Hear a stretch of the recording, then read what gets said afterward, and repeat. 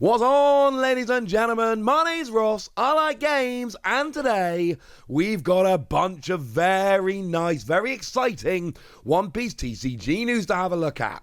And I want to start off at the One Piece finals. Now, hopefully this past weekend you got to catch a bunch of the stream.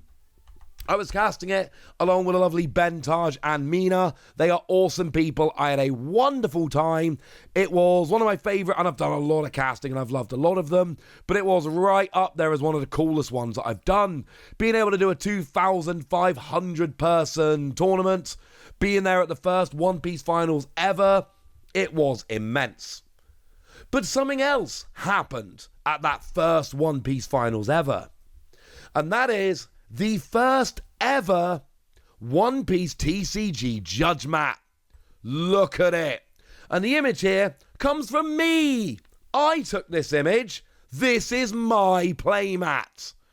I have this playmat. I am absolutely delighted. Absolutely delighted with this playmat. It is wonderful. And look, I'm a huge, huge fan of the Revolutionary Army. And I don't actually think this is good, okay? I don't think that the Revolutionary Army deck is good. In fact, I would even go further and say I'm pretty sure it's not good. We got the stats. There were 38 Bello Betty cards, or Bello Betty decks, that competed at the One Piece finals. As far as I am aware, none of them made any noise. All right? I'm not saying none of them made noise. I'm saying as far as I'm aware, none of them made any noise. Which makes me very sad. This playmat, however, does not make me sad.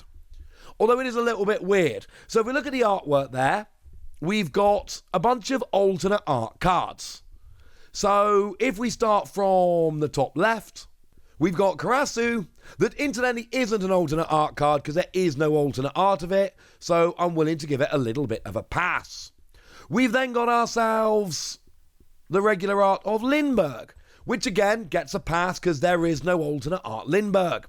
We've got the alternate art of the regular Bello Betty card, not the leader, the regular art of just the Bello Betty card. We've then got the regular art of Morley, which again gets a pass because there is no alternate art. We have the regular art of Hack, which gets a pass because it doesn't have an alternate art. Yes, there is a little bit of a theme going on here, but I promise you I'm going to make a point eventually. Also, I'm just going to show you all the lovely artwork from this playmat because it's amazing. We have the alternate art Koala, which is actually one of my chase cards from the set.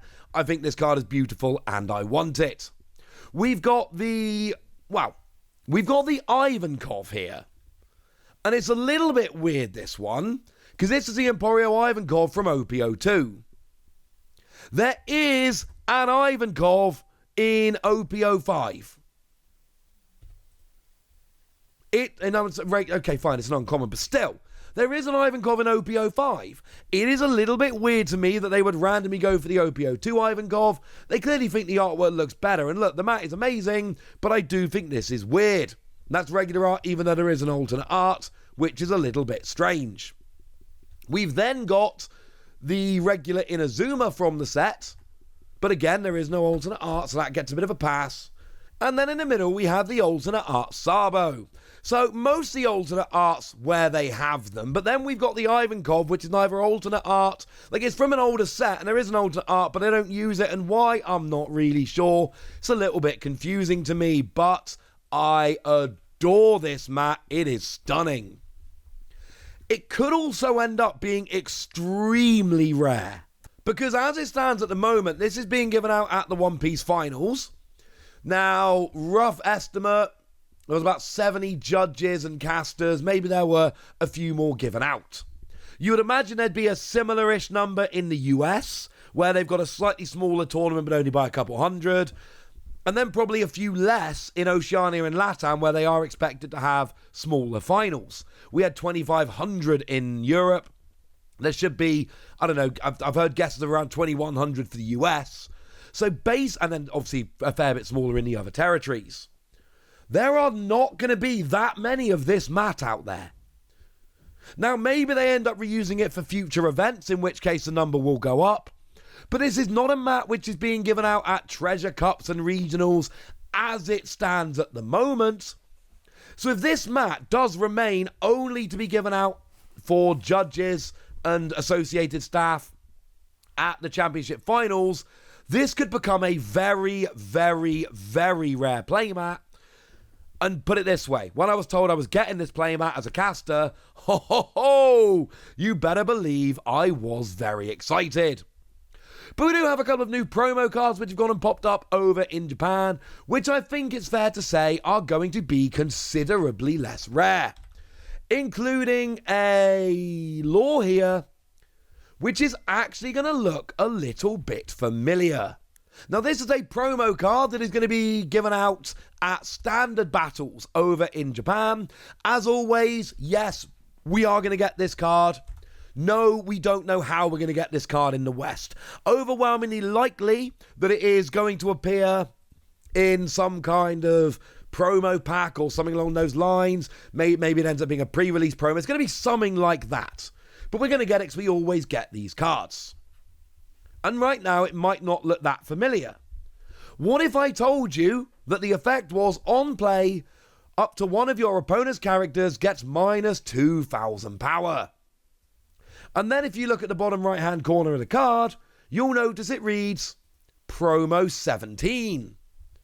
This is actually not a new card. Now, it is a promo and it is a new card. But it's not a new mechanically unique card.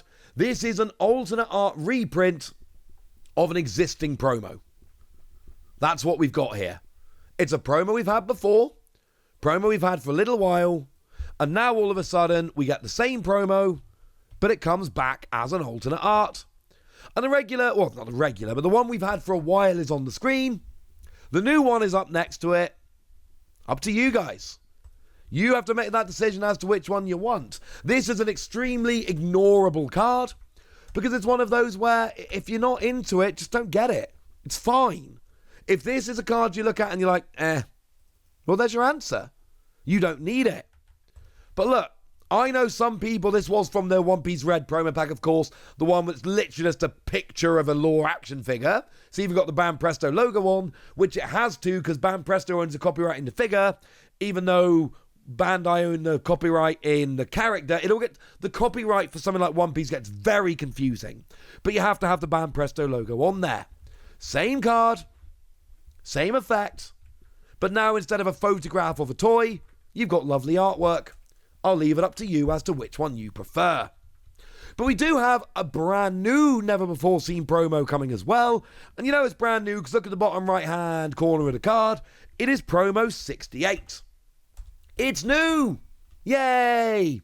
And what we've got here is it's going to be given out at exchange meetings over in Japan. And like I said with Laura a second ago, we're in the exact same position here. Yes, this card is going to get an English release. They always get English releases. It's likely to be a tournament promo or something along those lines. No, I don't know how or when we're getting it. Yes, I will obviously cover it in a video when that is revealed, because that's the kind of stuff that I do. I make videos about promos that are coming and how they're coming and all of that. Right now, we are missing that information. As soon as we have that information, I will let you know. Wish I could tell you more, ladies and gentlemen. Wish I could tell you more. What I can do is tell you what it does, and I've not actually seen anyone else translate this yet, but it's alright, it's not the hardest translation ever. We've got a free cost 4,000 power, counter plus 2,000, which is big, incidentally.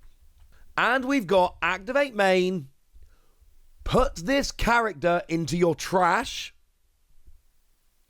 but then you look at the top 5 cards of your deck, and put them back on the top or bottom of your deck in any order that you like. It's another one of those. It's like a supercharged Perona.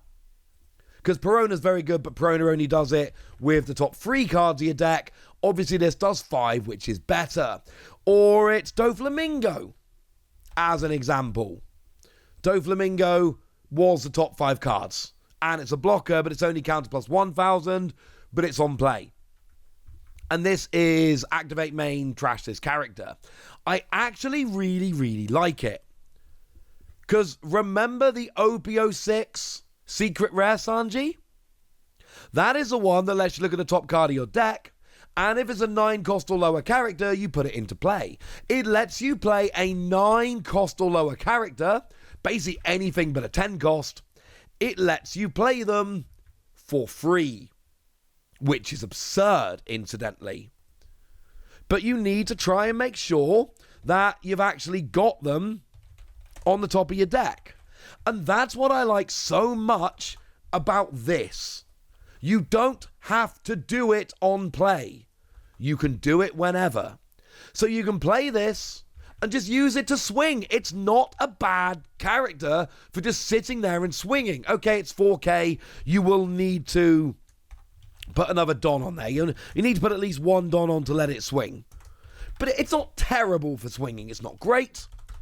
It's not terrible. But you can just leave it on the board, and then when you draw into your Sanji, then you can activate this and go. Of course, remember, Sanji is a 9 cost, so how are you playing Doflamingo and Sanji on the same turn? You're not, incidentally. You don't have enough Don to do that. Although, as a side note, you do have enough Don for Perona, but then Perona only resets like the top 3 cards of your deck, whereas this does the top 5. But here, you can play this, and then a couple of turns later, when you draw into Sanji, then you can go ahead and rearrange the top 5 cards of your deck, make sure there's something good sitting on the top of your deck, make sure you're ready to roll, activate this skill, and then guarantee that you are going to hit when you play your Secret Rare Sanji from OP06. It's actually potentially really good. And remember, it's also counter plus 2000. So even if you never ever use the skill on this, you don't even have to put it in play, frankly. You can just go ahead and use it as a counter plus 2000. This is a potentially, and I can't say for certain one way or the other, it's not a card that jumps out as, oh my word, that's absolutely broken. But it is also not a card that is terrible. This is a card that has a lot of potential. And it is a promo. So bit of advice from your old pal Wassy here. If this is a promo over here, which we imagine it's probably going to be, that's the way it generally works, make sure you get on this sooner rather than later. Make sure when this becomes available, you go and pick yourself some up, because this could end up getting silly if it is seen a bunch of play. Right, there we go. Couple of new promos, ridiculous staff mat, and now it's over to you guys. Tell me what you think about this staff mat. Tell me what you think about these promos. Tell me anything you want to tell me in the comment section. Go nuts. Be nice. And then make sure you like this video, subscribe to this channel, follow me on Twitter at TheWassy. That's where we talk about One Piece and a bunch of other card games. And please do consider checking out patreon.com/PTCG Radio, where you can support the channel, get some bonus podcasts and all kinds of fun things. But by far the most important thing, as always, look after yourselves till next time, would ya?